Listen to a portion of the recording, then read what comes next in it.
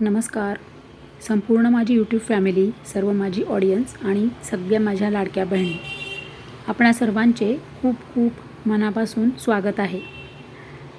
आपण लाडकी बहीण योजनेमध्ये असू देत किंवा बाहेर कोणीही असू दे, ज्यांच्याकडे बँक अकाउंट आहे त्या सर्वांसाठी हा संपूर्ण व्हिडिओ आहे. तर बँक KYC कशी करायची, तुमचे बँक अकाउंट आहे का आणि KYC करणे आवश्यक आहे. तुम्ही जर बँक KYC नाही केली तर तुमचे बँक अकाउंट हे बंद होणार. तर KYC म्हणजे काय आणि KYC करण्यासाठी तुम्हाला कुठले कुठले कागदपत्र लागतात, KYC ही कधी केली पाहिजे आणि KYC करताना काय प्रोसिजर आहे, हे संपूर्ण आपण या व्हिडिओमध्ये समजून घेणार आहोत. तर म्हणजे तुम्ही कुठल्या योजनेचा लाभ घेत असाल तरीसुद्धा आणि तुम्ही योजनेचा लाभ घेत नसाल तरीसुद्धा, ज्यांचे बँकमध्ये अकाउंट आहे त्या सर्वांना हे करणे आवश्यक आहे, असे रिझर्व्ह बँक ऑफ इंडिया यांची सूचना आहे. रिझर्व्ह बँक ऑफ इंडिया काय सांगते, जर तुम्ही बँक KYC केली नाही तर तुमचे बँकेमध्ये जे खाते आहे, म्हणजे तुमचे जे बँक अकाउंट आहे ते तुमचे बंद होणार. तुम्ही कोणत्याही तुमच्या बँकेमध्ये अकाउंट असू दे, तुमचे बँक अकाउंट कोणत्याही बँकेत असू दे, तुमचे बँक खाते हे कोणत्याही बँकेत असू दे, ते प्रत्येकाला KYC करणे हे बंधनकारक आहे. KYC म्हणजे काय, तर नो युअर कस्टमर. म्हणजे बँकेला हे आपलं पूर्ण हे KYC करणे का गरजेचे असते, कारण की आपले त्या बँकेमध्ये अकाउंट असते आणि हे तुम्हाला दरवर्षी करणे हे आवश्यक आहे. तर तुमचे स्टेट बँकेत अकाउंट असू देत, तुमचे महाराष्ट्र बँकेत अकाउंट असू देत किंवा Indian overseas bank, Indian bank, तुमचे कोणतेही नॅशनल बँक म्हणजे राष्ट्रीयकृत बँक असू दे किंवा तुमची खाजगी बँक असू दे, राष्ट्रीयकृत बँक असेल, खाजगी बँक असेल, कोणती बँकेत असू दे, प्रत्येक बँक धारकाला म्हणजे प्रत्येक कोणत्याही बँकेत अकाउंट असलं तरी प्रत्येकाला हे तुम्हाला KYC करणं हे आवश्यक आहे. तर तुम्हाला तुमच्या बँकेकडून KYC अपडेट करण्यासाठी मेसेज मिळाला आहे का, काळजी करू नका. हे सोपे आणि झटपट होणारे काम आहे आणि तुमच्या बँकेत सेवा अखंडित ठेवण्यात मदत करते. जर KYC मध्ये काही बदल नसेल किंवा फक्त पत्ता बदलला असेल तर केवळ स्वयंघोषणापत्र पुरेसे आहे. समजा तुम्ही कुठे शिफ्ट झाला असाल किंवा तुमचा घरचा जो पत्ता आहे तो तुम्ही बदलला असेल तर तुम्हाला ताबडतोब बँकेची KYC करणे हे गरजेचे आहे. म्हणजेच तुम्हाला तुमचा ॲड्रेस जो आहे, घराचा पत्ता आहे, तो तुम्हाला बँकेमध्ये देणं म्हणजेच अपडेट करणं, म्हणजेच त्याला KYC करणे म्हणतात. ते तुम्हाला करणे आवश्यक आहे. आणि समजा तुमचा मोबाईल नंबर जर बदलला असेल तो सुद्धा तुम्हाला बँकेत जाऊन तुम्हाला सांगावा लागतो, म्हणजेच तुम्हाला अपडेट करावा लागतो आणि KYC करावी लागते. तर आणि दुसरं काय आहे, तर इतर काही बदल झालेले असतील, म्हणजे उदाहरणार्थ आधार OTP आधारित eKYC किंवा व्हिडिओ KYC किंवा तुमच्या बँकेच्या शाखेत जाऊन अधिकृतरित्या वैध कागदपत्रे जमा करणे.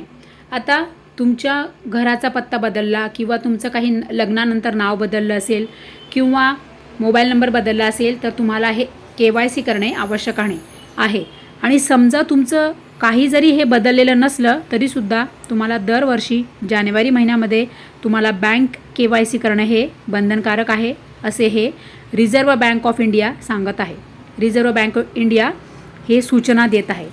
तर तुमच्या आधार हे अपडेट आहे का, तुमचं आधार तुमच्या बँक खात्याला लिंक आहे का, तुमचा मोबाईल नंबर हा बँकेमध्ये अपडेट आहे का, या सर्व गोष्टी तुम्ही बँकेत जाऊन चौकशी करायचं आहे. आणि चौकशी केल्यानंतर तिथे गेल्यावर बँकेत विचारायचं आहे की आमचे जे बँक अकाउंट आहे ते KYC पूर्ण आहे का.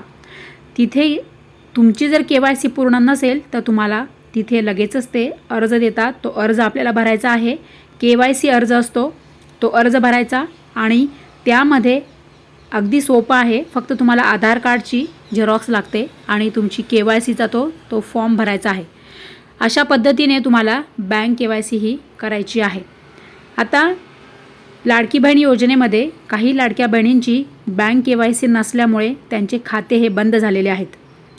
तुम्ही लाडकी बहीण योजनेचा लाभ घेत असाल किंवा तुम्ही अन्य योजनांचा लाभ घेत असाल तर तुमची KYC नसल्यामुळे तुमचे हप्ते हे बंद झालेले आहेत आणि हप्ते हे बंद होऊ शकतात.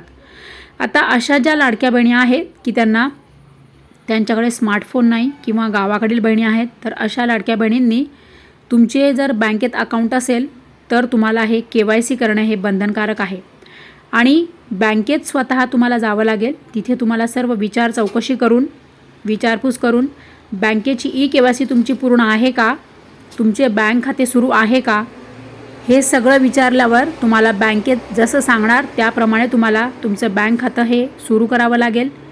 बँकेत तुमची KYC तुमची बँक खात्याशी आधार कार्ड तुमचं लिंक आहे का हे तुम्हाला पूर्ण करावं लागेल. आणि बँक खाते तुमचे जर बंद पडले असेल, तुम्ही जर बँकेमध्ये कुठलाही व्यवहार केला नाही, पैसे जर तुम्ही ठेवले नाही किंवा काढले नाही, म्हणजेच कुठलेही तुम्ही बँकेमध्ये ट्रान्झॅक्शन केलं नाही तर तुमचे बँक खाते हे बंद पडू शकते. त्यामुळे बँकांच्या नियमानुसार तुम्हाला मिनिमम बॅलन्स हा मेंटेन करायला हवा. म्हणजेच काय तर कमीत कमी शिल्लक तुमच्या बँकेमध्येही असली पाहिजे. प्रत्येक बँकेच्या नियमानुसार ही प्रत्येक बँकेचा जो नियम असतो, उदाहरणार्थ महाराष्ट्र बँकेचे नियमानुसार तुम्हाला मिनिमम बॅलन्स मेंटेन करायला हवा. तुमचं अकाउंट सेव्हिंग अकाउंट आहे का कोणतं आहे त्यावरही ते अवलंबून आहे. त्यानुसार तुम्ही तुमचं ज्या बँकेत अकाउंट आहे त्या बँकेत तुम्ही जाऊन चौकशी करून त्या पद्धतीने तुम्ही तुमची बँक KYC ही पूर्ण करा. नाही तर तुमचे बँक अकाउंट हे बंद होणार.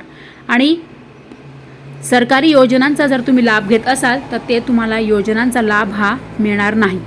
त्यासाठी योजनेचा लाभ घेत असू देत किंवा नसू देत, प्रत्येक बँकधारकांना आणि सरकारी योजनांचा लाभ घेणाऱ्यांना प्रत्येकांना हे आवश्यक आहे, हा नियम आहे. आणि दुसरी गोष्ट म्हणजे तुमचं आधार आणि तुमचं पत्ता, तुमचं आधार कार्ड, पत्ता आणि मोबाईल नंबर. आणि समजा कोणी गृहिणी असेल, समजा तिचं लग्नानंतर जर नाव बदललेलं असेल, लग्नाआधीचं तिचं वडिलांचं नाव ती लावत असते आणि लग्नानंतर ती पतीचं लावत असते. त्यामुळे तिचं नाव बदलल्यामुळे तर तिला ही गोष्ट तर जरुरी आहे की त्यांनी त्यांचं आधार कार्ड हे अपडेट केलं पाहिजे. आधार कार्ड अपडेट केल्यानंतर ते बँकेलासुद्धा तुम्हाला ते कळवावं लागतं की हे आमचं आधार कार्ड आता हे बदललं आहे. त्याला तुम्ही बँकेत जाऊन तुमचं आधार कार्ड अपडेट केल्यानंतर ते लिंक करावं लागतं आणि नंतर ती KYC प्रक्रिया ही तुम्हाला पूर्ण करावी लागते. जेव्हा तुम्ही बँकेत जाणार तेव्हा तुम्हाला या सर्व सूचना बँकेमधील सर्व जे कोणी तिथे साहेब असतात ते तुम्हाला सर्व सांगणार. अशा पद्धतीने सर्व लाडक्या बहिणी आणि जे ऑडियन्स आहे त्या सर्वांनी हे अत्यंत महत्त्वाचा नियम लक्षात घ्या. कारण की जानेवारी उलटून गेला, फेब्रुवारी पण गेला आणि आता मार्च सुरू झालेला आहे. जर अजूनपर्यंत आपण बँक KYC केलेली नसेल तर तुम्ही लवकरात लवकर तुमची बँक KYC करून घ्या. कारण की लाडकी बहीण योजनेमध्ये ज्या लाडक्या बहिणी आहेत त्यांना म्हणजे नोव्हेंबर, डिसेंबर, जानेवारी आणि या आधीचे सुद्धा त्यांचे हप्ते हे बंद झालेले आहेत. लवकर KYC केल्याने, बँक KYC केल्याने लाडक्या बहिणींचे बँक खाते हे अपडेट होईल आणि ते तुमचे अपडेट हे महाराष्ट्र शासनापर्यंत पोहोचणार आणि तुमचं अपडेट होणार आणि तुमचे सर्व राहिलेले हप्ते तुम्हाला मिळणार.